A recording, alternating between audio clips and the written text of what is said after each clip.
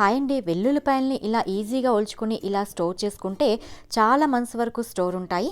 ఒకప్పుడు కూరల్లో వేసుకునే మసాలాలన్నీ కూడా అప్పటికప్పుడు రోట్లో నూరుకుని కూరల్లో వేసుకునేవారు. అప్పటికప్పుడు నూరుకోవడం వల్ల వాటర్లో ఉండే ఘాటు పోదు కనుక మంచి టేస్ట్ వచ్చేవి. తర్వాత రోళ్లు పోయి మిక్సీలు వచ్చాయి, కొంచెం టేస్ట్ అనేది తగ్గింది. ఇప్పుడు అందరి లైఫ్స్ బిజీ అయిపోయాయి. స్మార్ట్ ఫోన్స్ వచ్చాక చిన్న పెద్ద అని తేడా లేకుండా అందరూ బిజీ అయిపోయారు. సో స్టోర్ చేసుకోవడం మొదలుపెట్టాం.